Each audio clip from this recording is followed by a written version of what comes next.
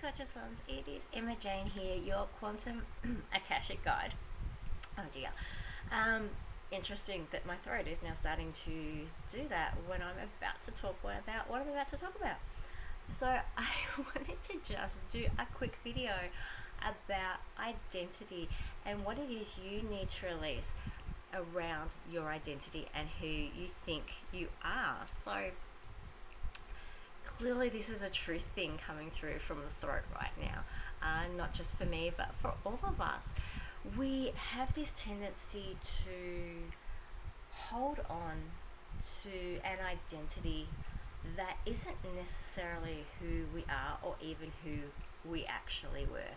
We're often fed stories by other people, and this is a really big one that I see come through so often when I do Akashic readings for clients, and I've also seen in my own life that we take on the story that was given to us, and in the beginning it is just something we're constantly told, but there reaches a point where it shifts from being something others tell us to something that we then continually tell ourselves. So we kind of take over the ownership of this false version of who we are, or this false story of who we are, and we make it our own, and then we carry that with us. Sometimes as a form of punishment, we use it to punish ourselves, and we repeat those things that we've heard from other people to really prove to ourselves that we're not worthy and that we're not deserving. We use them to trigger other aspects in our lives and to trigger our emotions, to trigger certain risk-taking behaviour so that we don't have to face the truth and we don't have to cope. What I wanted to point out at the moment though is whatever identity you were given by others is not the truth. Okay?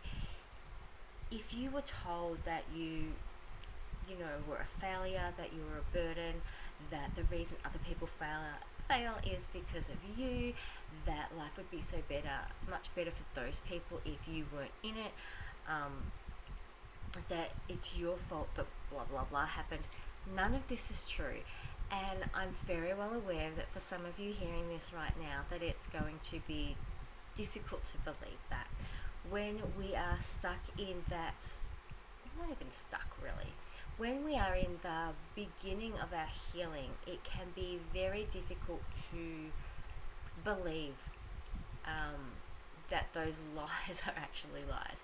It can be really difficult to want to believe that we are worthy and that we are deserving and that it's not our fault, and it's, that so much of what we've been told is false.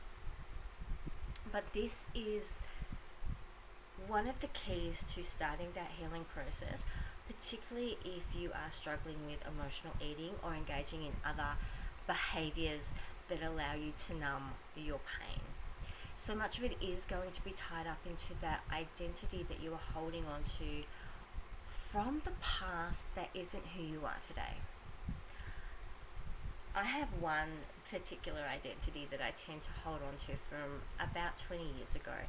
And the reason for that is, at the time, it was something that allowed me to be separate from the identity that had been given to me by my family. So the identity that my family gave me is exactly what I just spoke about. It was that I was a failure, that I was a burden, that their lives would have been so much better if I hadn't have been born or if I wasn't in it, that, this happened because I was there, I was the problem for their relationship issues, I was the problem for this was my fault, that was my fault, if only I just did what I was told, if only I was just the good little girl and I didn't question anything and I didn't do this, then everything would have been okay. And then I went to uni and I had a couple of different jobs while I was at uni and then straight after uni. And so much of the identity I then created for myself was centered around that and the culture that I was in. And one of the reasons for that, and why I have hung onto that in a lot of ways so tightly for the last 20 something years, is because it was the first time I got to have an identity that had absolutely nothing to do with my family. They didn't go to uni, they weren't part of the football club, they weren't part of the gym. This was something that was completely separate from them, where I got to be me, where people's opinion of me was going to be judged solely on what they saw in those places and how I acted. It was not going to be formed based on the information fed to them, or in most cases, the lies fed to them by my family. So I got to create this different identity. I got to be, I felt, more of who I was. And so I really held on to that for a long time.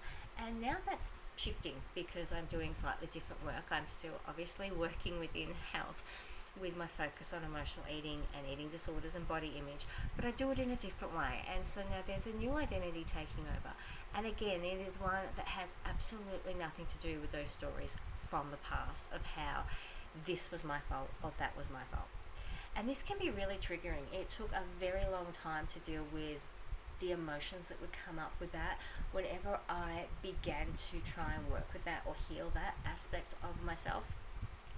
I would often find that I gained weight. Even if I wasn't necessarily engaging in a lot of emotional eating, there was always weight that was gained from that. Because for me, my weight became this symbol and this protective barrier, if you like. It became this physical wall. For me, for my parents, weight was this thing. One of the things they very, very desperately wanted was for me to just be thin, because even though I really, looking back, I wasn't even that fat. I was a little bit overweight, but nothing that would be considered, nothing that would warrant the way in which they treated it. But what would happen, they had this idea of what thin should be. And so because I wasn't that idea, because I wasn't the good girl who listened and dropped my weight down to what they wanted, therefore it became this issue and it was an embarrassment. And when I was about 14 or 15, I remember overhearing this conversation with them, with my parents, of how embarrassed my mother was. Now, my parents are no models. they really, if you were to look at them, it would be like, well, who are you to criticize other people for how they look?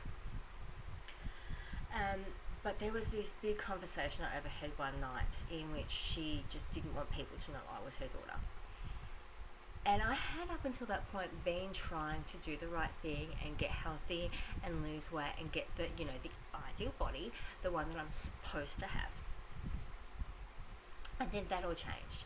So my weight then became this weapon, if you like, because while I stayed a certain weight, they were going to be really unhappy. And as much as I would have loved to have lost weight back then, there was this little rebellious part of me that was like, I'm not giving you the satisfaction. This pisses you off, so I'm going to hold on to this. Now, what happened then when I started to heal that when I got older was my weight would balloon every time I got really deep into some healing, because it became this means of protection. It's how I got to protect myself from what was going on. It created a wall so that I could stop others from getting in. It meant that I didn't have to be vulnerable. I could just use the weight as a way of just blocking everything and being a barrier. But one of the wonderful things about that, as I start to heal, my weight would then drop. And a few years ago, it dropped by about 20 kilos without actually doing anything. It was while we were traveling, and the freedom to actually have that new identity, to be able to live however I please, not having to worry about any judgment that might be coming from family and friends, because I was able to let all that go. It's dropped my weight significantly, and completely transformed a lot of things. And that was when I really started to realize that connection that we have in terms of not just our emotions when it comes to our weight and our bodies, but those blocks that we put up, the way in which our identity and our stories really impact who we are, and when we have the chance to release them, when we no longer have to sit within that story or that false identity, it really does create these really powerful shifts. So I would invite you today, if you can, if you are not yet triggered by this story and this video, to really take a look at the identity that you are holding on to. Well, and there will be probably two, there might be more, but two in particular I want you to look at. First is the identity that was given to you by family and those who raised you and those you were surrounded by when you were younger. What identity was placed upon you that you at some point took on as your own and started to believe was the truth? And then what identity have you had in the past, or maybe even now, where you really feel that you got to create that on your own, that was your identity, that was an identity of your own creation? And how did that make you feel? How does it make you feel? If it's something from the past, when you look back, what feelings does that invoke? How much different is that to the feelings that are invoked from the old identity that was created for you by those who didn't necessarily have your best interests at heart? I'd really love for you to share what comes through, because this whole aspect of how our identity comes in and affects our worth, our feelings of deservedness, the way in which we really perceive ourselves. It also affects, our thoughts and our actions. It affects not just our feelings, but those behaviours that we will then engage in, and not necessarily the behaviours that are triggered and lead to emotional eating or to other risk-taking behaviour, but even just those general behaviours. If you are living in an identity that is not yours, if it's an identity that was created for you and it's filled with false beliefs, then you are probably acting and behaving in a way that is supportive of that identity, but is not supportive of you and your healing. It's not allowing you to be who you are. It doesn't allow you to then really embrace your own worth, or to love yourself, or to act in a way that's going to support your goals and your success and your ability to move forward. So that's something to consider as well, if you're not already triggered by the other two, is which identity is the one that is really leading the way in which you behave towards yourself and behave towards your life, which is the one that is creating those thoughts and those perceptions that are directing your path. Because the identity that you need to follow is the one in which you feel at home, the one in which, when you think about it, is the one that raises your energy, that raises your vibration, that allows you to shine and send that energy out. It's the identity that makes you feel positive and allows you to believe in yourself and to take those actions that are going to create that life that you want to have, that allow you to create the success, that allows you to walk the path that it is that you want to walk. This is not about having to find your specific purpose or to find the right path, or but I'm too stuck. No. If you are feeling stuck, there's a really good chance it's because that you are still living within an identity that is not your true identity. It's the one that's not supporting you, that's not allowing you to grow and to heal. Feeling stuck isn't necessarily a bad thing. One of the things that I learnt when I was younger, that sometimes it's not about knowing what's right. So it's not about knowing what you want to do, right? Was one of the things that I learned. Sometimes knowing what you don't want to do is just as powerful. It's the same when it comes to your path and your healing. You may not know what your path is. You may not know which direction you want to go in. But if you know what you don't want to do, if you know that the path you've been on isn't the path you want to continue on, if you know that that direction is not the direction you want to go in, that is just as powerful for moving you forward, is knowing what direction you want to go in knowing what path to choose. You don't have to have all the answers, and often we're not supposed to have all the answers. And I think that's often where we go wrong, is that we think we're supposed to know exactly what we want to do, exactly what path we're supposed to take, exactly what direction we're supposed to be heading in, exactly what actions have to be taken. Sometimes the most powerful thing is to know what you don't want to do and where you don't want to go and where you don't want to be. And from there, everything is open and everything is a possibility. And when you know what identity that you want to be in, it is so much easier to then make those decisions and to head in the right direction, because you get to be fueled by that identity that is supporting you, that is the right one for you, the one that is allowing you to shine.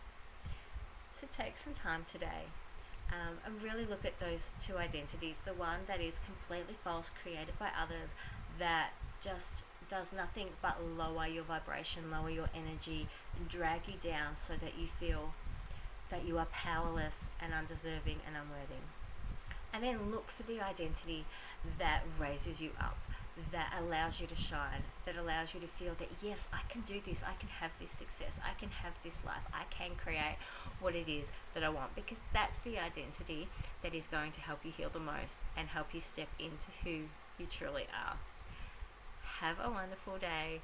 I would love to hear what has come through for you, because I know that this exercise alone is going to be incredibly powerful for you, and I look forward to hearing your comments. Bye.